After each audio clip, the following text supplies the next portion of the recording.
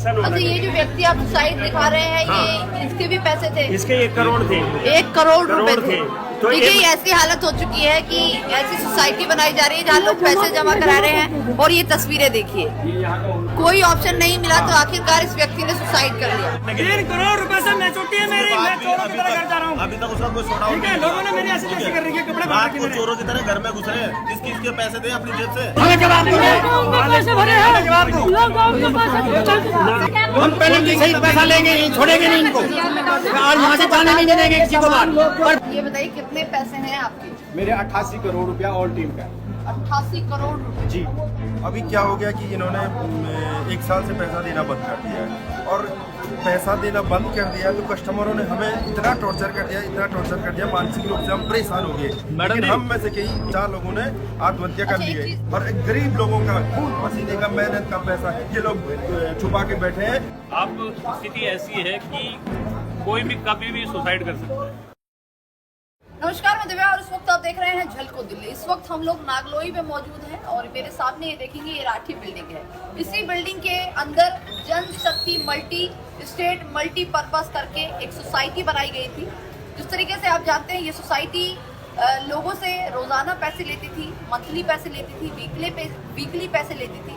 कोई 100 रुपए, कोई 200 रुपए, कोई 500 रुपए, कोई 1000 रुपए करके अपना जैसे जिससे बन पड़ता था वो लोग इस सोसाइटी के अंदर पैसे जमा करवाते थे। और जब 5 साल हो जाते थे, जब 10 साल हो जाते थे, तब इनको 7% इंटरेस्ट के तौर पर ज्यादा अमाउंट जो है दिया जाता था। लेकिन अभी आपको बता देते हैं, यहाँ पर अलग अलग स्टेट से लगभग 50-100 से भी ज्यादा लोग मौजूद हैं, जिनका साफ तौर पर कहना है कि ये कंपनी में इन्होंने जब 5 साल से पैसे जमा कराए हैं, कुछ लोग 10 साल से पैसे जमा करवा रहे हैं, उन सब के पैसे अब तक ये कंपनी नहीं दे पाई है।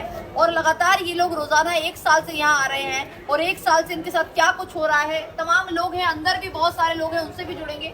मेरा नाम है वैशाली, मैं देहरादून उत्तराखंड से आई हूँ। मेरी तरह हजारों लोग आ रखे हैं यहाँ पर अलग अलग स्टेट से। हमारा मामला ये है कि इन लोगों ने हम लोगों को एजेंट बनाया, एजेंट के रूप में हमसे आम जनता से RD, FD अलग अलग तरीके के खाते खुलवाए। उसके उपरांत जब मेच्योरिटी हो गई तो हम इनसे पेमेंट की डिमांड करते हैं कि क्लाइंट हमसे पैसा मांग रहा है, मेच्योरिटी कब आएगी, तो ये 100 बहाने लगाकर हमारी पेमेंट देने से इनकार कर रहे हैं। ये कभी बहाने लगाते हैं कि हमारे बैंक के खाते बंद है, कभी कुछ कहते हैं। अगर हमारा क्लाइंट इनको डायरेक्ट फोन करता है तो बोलते हैं कि जिस ऑफिस में, जिस ब्रांच में आपने पैसा जमा कराया उनसे कॉन्टेक्ट करो, हमसे कोई मतलब नहीं है। इस तरीके से इन्होंने कई साल से हमें बेवकूफ बना रखा है। आज हमारी नौबत यह आ गई है कि हमें सुसाइड करने पे मजबूर कर रहे हैं ये लोग। अच्छा, आपने अब तक कितना पैसा जमा कर दिया है? मैं अगर वैसे तो सबका अलग अलग है, हर ब्रांच का अलग है, बट अगर मैं अपनी ब्रांच की बात करूं तो कम से कम नहीं भी तो 6 से 7 करोड़ मेरी ब्रांच का है, प्रेमनगर ब्रांच का। एक दिन में कैसे अमाउंट होता है इस सोसाइटी में? रोजाना अलग अलग होता है या कैसा होता है? TDS के रूप में इकट्ठा होता है, यानी कि मार्केट से हम डेली कलेक्शन लेते हैं।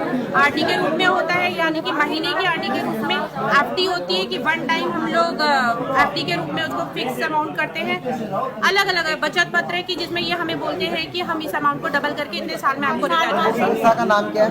जल शक्ति multi state multipurpose cooperative society. क्या जो अमाउंट पे करते हैं वो अमाउंट जो पे करते हैं कितने समय में आपको वापस मिलता है? कैसा? मैम, इसमें टाइम पीरियड होते हैं। कोई खाते 6 महीने के, कोई 1 साल का है, कोई 2 साल का, इस तरीके से 5 से 7 साल तक के खाते हैं जो कि हमने आम जनता के खुलवाए हैं। बट अब जब मेच्योरिटी का टाइम आ गया है तो कम से कम 1 साल से लोग हमको बेवकूफ बना रहे हैं कि हम आपको अब रिटर्न करेंगे, तब रिटर्न करेंगे। अगर हमारा क्लाइंट को इनको फोन करता है तो बोलते हैं कि आपने जिस ब्रांच में पैसा जमा कराया है आप उस ब्रांच से कांटेक्ट कीजिए। अगर मैंने क्लाइंट से पैसा लेकर सोसाइटी में जमा कराया तो सीधा क्लाइंट को ये बोला जाता है कि हम तुम्हें नहीं जानते, तुम कौन हो। कस्टमर को ये बोला जाता है कि जिसको आपने पैसा दिया है उसके पास जाओ, वही आपका पैसा देगा, हम आपको नहीं जानते। क्या नाम है आपका? नवीन चंद तिवारी। नवीन चंद तिवारी। नवीन जी, ये सोसाइटी जो है कब से खुली है? ये सोसाइटी 2012 से, जून 2012 से, और इसमें मैं कार्यरत 2015 में आया था। 2015 से लगातार काम कर रहा था। मैं क्लस्टर हेड था, 12 राज्यों में मेरी टीम थी। इस सोसाइटी के द्वारा मैंने उड़ीसा में एक अपनी टीम लगाई और उड़ीसा में मैंने 8 ब्रांचें को किए, जिस माध्यम से इन्होंने उड़ीसा के कई लाख रुपया लोन फाइल चार्ज के रूप में ले लिया। और लोन फाइल लेने के बाद इन्होंने लोन फाइल सारे रिजेक्ट कर दिए। बोला तिवारी ने रिजेक्ट कराया। वहाँ के टीम हेड को किडनैप कर दिया।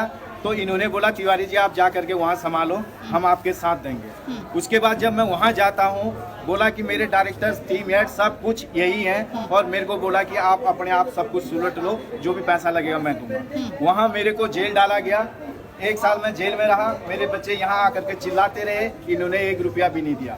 और उसके बावजूद जब मेरी जमानत हुई 6.5 लाख रुपया देने के बाद मैंने अपनी गाड़ी बेच करके मेरी वाइफ ने पैसा दिया और मैं वहाँ से आया।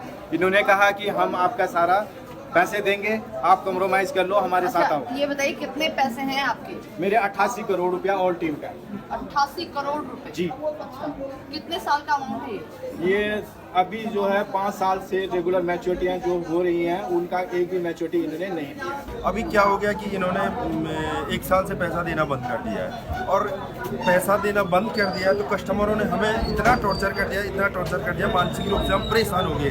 लेकिन हम में से कई 4 लोगों ने आत्महत्या कर ली है इसी मानसिक रूप से, जो परेशान हो गए उन्होंने 4 लोगों ने आत्महत्या कर ली। आप एडवाइजर हैं, तो जो आप चमोली यहाँ से बता रहे हैं, जो भी जगह से बता रहे हैं, हाँ, वहाँ पर कितने लोग हैं जो आपके साथ जुड़े हुए थे? मैडम हजारों लोग हैं, कस्टमर हजारों में है, और लगभग 6 करोड़ से ऊपर का पैसा देना है अभी तक। और हमारे जो कपिल देव राठी है अध्यक्ष, अभी तक भी बात करने का एक भी मतलब किसी से बात कर ही नहीं रहे। पहले तो मीटिंग करते थे ये हमारे चमोली डिस्ट्रिक्ट में, बद्रीनाथ में तक मीटिंग करते थे, लेकिन आज ये बात करने के लिए राजी नहीं अच्छा, है। ये जो आप बता रहे हैं कपिल देव राठी, वो अंदर है क्या अभी? जी अभी अंदर ही है, ये छुपे हुए हैं, और जब भी हम यहाँ आते हैं ये छुप जाते हैं, भाग जाते हैं। देखिए, आपको जो इस जगह पर अभी हम मौजूद हैं, ये राठी बिल्डिंग है, और अगर एक बार अंदर का नज़ारा दिखाएंगे तो देखिए यहाँ पर एक स्टार्टिंग में ही बोर्ड लगाया गया है, जल शक्ति multi state multipurpose cooperative society. आप सोचिए, ये जो जगह है यहाँ पर ही, यहीं से जो काम है वो चलता था, और अलग अलग स्टेट के लोग हैं, उत्तराखंड से भी आए हुए हैं, दिल्ली के भी हैं, और भी अलग अलग राज्य के लोग हैं, यूपी से भी आए हुए हैं, तमाम लोग यहाँ पर हैं। और इन सभी का कहना है 700 से 800 करोड़ से भी ज्यादा का जो अमाउंट है, ये वो कंपनी है जिनके पास इनका इतना पैसा जमा है, और लगभग 1 साल से ये लोग ऐसे ही आ रहे हैं। आपको एक और चीज बता देते हैं कि अंदर से लेकर बाहर तक आपको जितने लोग नजर आ रहे हैं, ये वो जनता नहीं है जिनका पैसा इस कंपनी में जमा है, बल्कि वो लोग हैं जिनके द्वारा वो लोग इनसे जुड़े थे। ये सब एडवाइजर हैं, और लगभग 1 लाख से भी ज्यादा एडवाइजर हैं जिनका पैसा कंपनी खा चुकी है, और कंपनी पर यह आरोप लगाया जा रहा है कि 700 से 800 करोड़ रुपए का अमाउंट है जो अभी तक ये नहीं दे पाई है।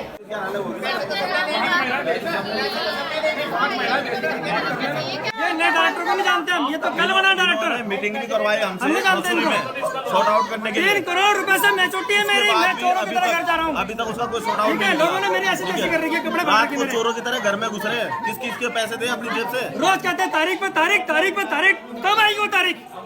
परेशान हो गए हम इस तारीख को सुन सुन के। 1.5 साल से पर कर दिया अपना काम धंधा भी छोड़ रखा है। बेरोजगार कर दिया, हमारी जिंदगी बर्बाद कर दी लोगों ने।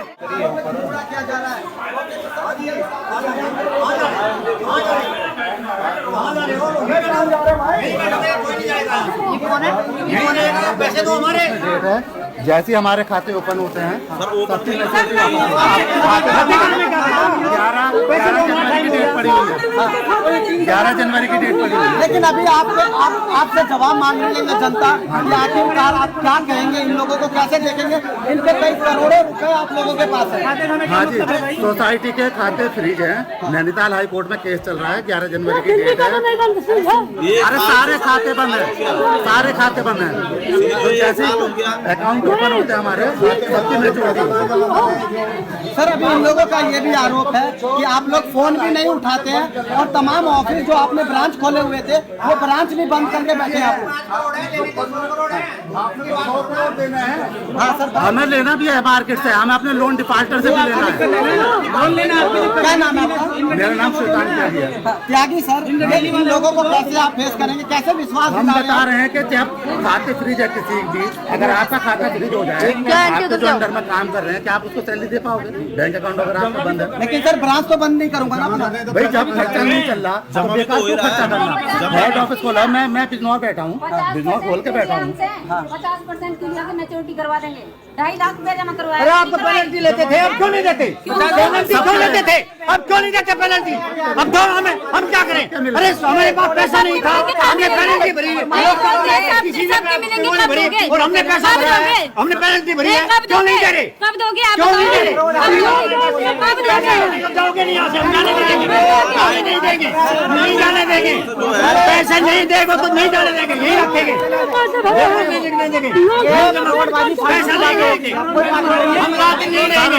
नहीं आ रहे हैं आप, चिंता मत करो। चिंता कीजिए, हमें जवाब दो, पैसे भरे हैं, जवाब दो। लॉकडाउन के पैसे पीछे जाओ, वहीं बैठो, मिल लो।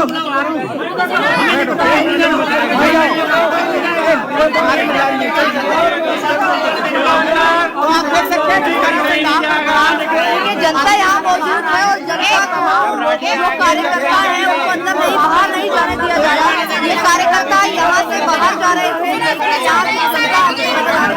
जनता ने तमाम पुलिस के आला अधिकारी और कार्रवाई की अपील की जा रही है कि आखिरकार इतने सालों से जो इतना पैसा कंपनी ने अपने पास रख लिया है या फिर कहे इतनी बड़ी ठगी इस जनता के साथ हुई है, ये पैसा कब मिलेगा, ये बहुत बड़ा सवाल है। तमाम पुलिस के आला अधिकारी मौके पर पहुंच चुके हैं, अंदर कार्रवाई चल रही है, बातचीत की जा रही है। खाते भी खुल गए हैं, हाँ जी, खाते खुल गए हैं, खाते खुल गए हैं, जो कह रहे हैं फ्रीज हो रखे हैं, अनफ्रीज हो चुके हैं, फिर भी पैसे नहीं लौटा रहे। पैसा देना था, अगर हमारा लॉकडाउन में लेट होगा तो उन्होंने पेनल्टी मांग ली, पेनल्टी दोगे तो पैसा जमा होगा, नहीं तो होगा नहीं। हमने पेनल्टी दी उस टाइम भी, आपसे उधार लिया, आपसे उधार लिया, अब ये पैसा नहीं दे रहे, क्यों नहीं दे रहे? हम पेनल्टी सहित पैसा लेंगे नहीं, छोड़ेंगे नहीं इनको, और यहाँ से जाने नहीं देंगे किसी को बात।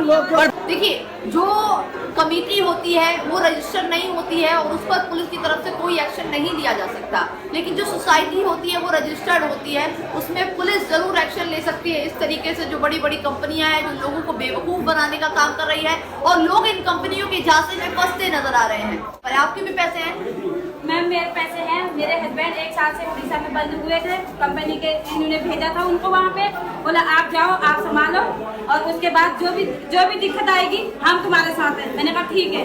उसके बाद मेरे हस्बैंड पर उन्होंने बंद कर दिया, 1 साल तक इन्होंने कोई चीज नहीं सुनी। जब मेरे वहाँ बंद कर दिया उड़ीसा में, जेल में? जी, क्यों? जेल में बंद।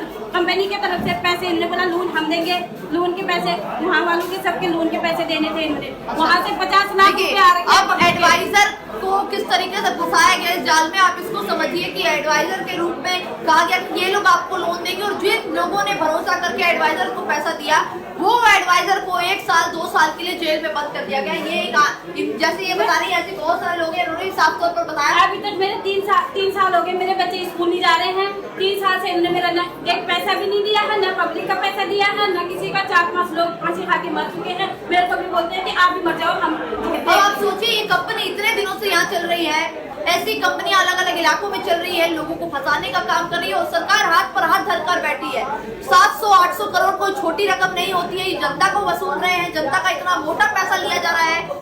भारत सरकार द्वारा पंजीकृत सोसाइटी लिखा हुआ है, सोचिए, भारत सरकार के द्वारा इस सोसाइटी को रजिस्टर किया गया और ये सोसाइटी ने आज जनता के क्या हाल कर दिया है। इतने सारे लोग ऐसे हैं जिन्होंने क्या क्या उम्मीदों के साथ पैसा जमा किया होगा, उनके क्या क्या सपने होंगे, उनको क्या क्या काम करना होगा। और ये कोई बहुत बड़े पैसे वाले लोग नहीं है, सब गरीब घर के मिडिल क्लास फैमिली है। इनके पैसे आज ये कंपनी लेकर भाग चुकी है, जवाब तक नहीं देना चाहते हैं। तो ऐसे लोगों के ऊपर कार्रवाई होनी चाहिए, सख्त से सख्त कार्रवाई होनी चाहिए। आज ये जनता पछता रही है, कहीं कल आपको ना पछताना पड़े। तो आखिर मैं यही कहूंगी, अपना ध्यान रखिए और जागरूक रहिए। फिलहाल के लिए बस इतना ही। कैमरा पर्सन अमित के साथ मैं दिव्या, झलको दिल्ली।